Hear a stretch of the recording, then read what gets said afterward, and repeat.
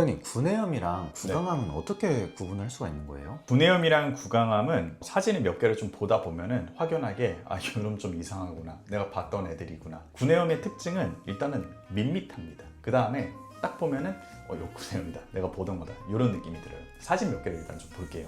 여기를 보시면은 일단은 전형적인 구내염입니다. 일단 딱 보면은 뭔가 볼록볼록 튀어나온 느낌이 없고 까졌다는 느낌이 있잖아요.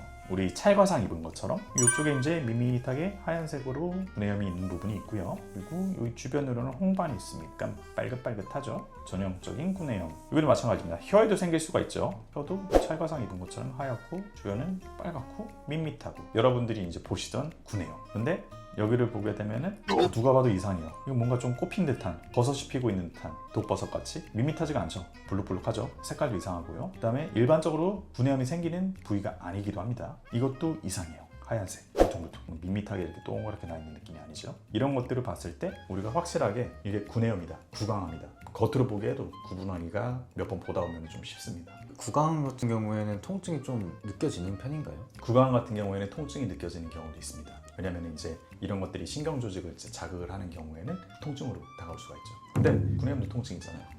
구내염도 짜증날 정도로 아프니까. 구강암은 좀 이게 통증이 덜 해가지고 알아차리기 어려운지. 그런 구강암도 있습니다. 아예 그냥 증상도 없고 무증상으로 이제 진행되는 구강암도 굉장히 많죠. 그러면 원장님도 실제로 구강암에 걸린 케이스 많이 보셨나요? 사실은 이제 환자분들을 9년 정도 여기 있으면서 대학병원으로 이제 조금 의심이 되니까 전원을 드린 경우가 그래도 한 4번, 5번 정도는 있었던 것 같아요. 실제로 그래가지고 구강암 진단을 받으셔가지고 이제 조기에 수술을 받으신 분들도 계셨고, 치대를 다니게 되면 학생 시절에 또 이제 여러 과를 돌잖아요. 그러다 보면 이제 구강외과 가면은 구강암 때문에 이제 수술하고 이러시는 분들이 매일 수술이 잡혀있죠. 흔치는 않지만 그래도 서울대병원 같은 경우에는 외과에서 이제 구강암 수술을 굉장히 많이 하는 편이기 때문에 지금은 이제 퇴임을 하시고 다른 데 계시긴 하는데, 이종호 교수님이라고 계셨습니다. 이종호 교수님은 그냥 구강암의 신 같은 분이셔가지고 구강암 수술하면 무조건 이종호 교수님이에요. 그래서 외국에서도 이제 구강암 수술 받으러 오고 해가지고 외과에 가가지고 이제 수술방에 턴을 돌거나 그런 기회가 있으면은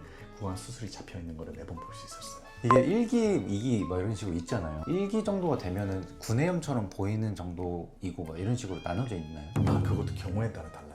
이게 표층에서, 바깥층에서 시작되면 차라리 발견하기가 쉬워요. 근데 심부층에서 이제 시작이 되거나 아니면 안 보이는 데서 시작이 되면은 그게 잘 발견하기가 쉽지가 않죠, 초기에. 1기 같은 경우는 진짜 구내염처럼 보이기도 하겠네요. 너무나 작은 경우에는 이게 긴가민가한 거죠. 이게 뭔지 뾰루지 같기도 하고 아프지도 않고. 그럴 수도 있는 거예요. 그럼 구내염도 오래 지속되면 병원에 좀 가봐야겠네요. 가능성이 있습니다. 실제로 암이 되는 경로 중에 하나가 지속된 자극이 있을 수가 있어요. 구내염으로부터 시작을 해가지고 이게 자극을 계속해서 받다 보면 그쪽의 조직들이 조금 변성이 되고 이로 인해 가지고 암으로 발전하는 경우도 정말 간혹가다 있습니다. 구강암 사진 보니까 너무 무서운데 걸리면 어떻게 되는 건가요? 구강암이 이제 조기에는 가끔씩 보면 이제 물어가지고 아니면 이제 타액선이 부풀어가지고 이쪽에 볼록 튀어나오는 경우도 있거든요. 몇몇 분들은 이제 경험을 해봤을 거예요. 그런 경우에는 보통 이제 바깥쪽을 이제 살짝 째가지고 안에 있는 시스트라고 하는 망을 적출을 한단 말이에요. 그것처럼 살짝 절제를 해가지고 이제 적출을 하고 그 다음에 거기서 마무리 하는 경우가 있을 수가 있지만, 정말 커졌을 경우에는 해당 해부학적 기관을 아예 드러내거나 하는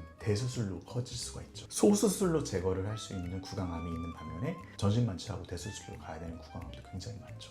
그러면 구강암이니까 꼭 혀에만 나거나 그러진 않겠네요? 볼에도 나고 그러나요? 그럼요. 구강암이다 보니까 이제 혀에 날 수도 있고 볼에도 날 수도 있고 아니면은 심지어 턱뼈나 이런데 아니면 잇몸이라든지 이런 데에서 시작할 수도 있는 거죠. 그러면 이제 뼈나 이렇게 턱 쪽이나 볼 쪽에 걸리면 여기도 절개를 하는 건가요? 맞아요. 그래가지고 예를 들어서 이제 이쪽 잇몸 주변이라든지 아니면 턱뼈라든지 이런 데서 이제 구강암이 시작이 되고 이쪽까지 퍼졌다 그러면은 이쪽을 다 이제 드러내고 티타늄 대를 대가지고 이렇게 다시 재건을 하고, 그럼 재건술까지 가는 경우도 종종 있죠. 정확히 현대기술로는 암이 어디까지 퍼졌는지 추적하는 게 쉽지가 않잖아요. 예를 들어서 여기까지가 확실해. 그러면은 안전마진을 줍니다.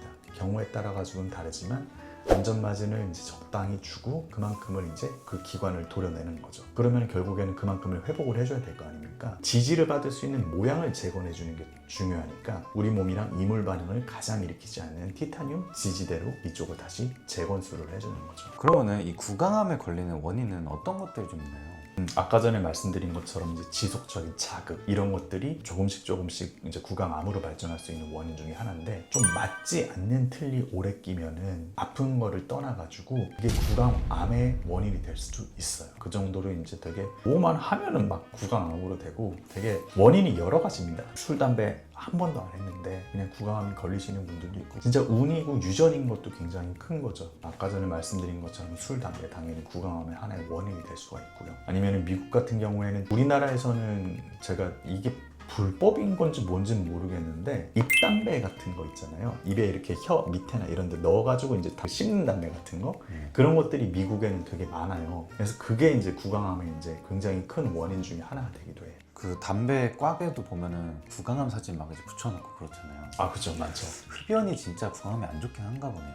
정말 100% 흡연은 구강암의 굉장히 강력한 인자입니다. 그러면 이 구강암, 구내염 구분하는 방법을 셀프로 확인하는 방법도 있을까요? 일단은 만졌을 때 아파, 따끔거려, 구내염일 확률이 높겠죠. 왜냐면은 암은 안 아플 수도 있고 아플 수도 있고, 보통 생기던 부위에 생겼어 그러면은 자극에 의해서, 찰과상에 의해 가지고 생긴 이제 구내염일 확률이 높고요. 그리고 밋밋해야 됩니다. 밋밋하면은 구내염일 확률이 높다. 근데 울퉁불퉁 볼록볼록하다, 이거는 한번 체크를 받아보시는 게 좋고, 그리고 나서 1, 2주 안에 사라지지 않는다, 그러면은 구내염이 아닐 확률을 배제할 수가 없고요. 그리고 아까 전에 말씀드린 것처럼 하얀색 평평한 면에 약간 빨긋빨긋하다, 전형적인 구내염의 모습을 띠고 있다. 그리고 나서 시간이 지날수록 조금씩 작아진다, 그러면은 구내염일 확률이 높겠죠. 이게 작아지면은 아프타성 구내염이니까 좀 안심을 해도 되겠지만, 조금씩 내가 볼 때마다 커지고 있는 것 같아, 안 사라져, 그러면은 이건 의심을 해봐야 되는 거죠. 오늘은 이제 모든 사람들이 한 번씩은 걸린다는 짜증나는 구내염, 그리고 무시무시한 구강암, 이 두 가지를 어떻게 구분하는지에 대해서 간단하게 설명을 드렸습니다. 그렇다고 해가지고 너무 그렇게 막 의심하고 그럴 필요는 없겠지만, 아까 전에 말씀드린 것처럼 구내염 기준이 아닌 것 같다, 그러면 그래도 한번 구강외과나 이런 데 가가지고 체크업을 한번 받아보시는 게 좋을 것 같아요.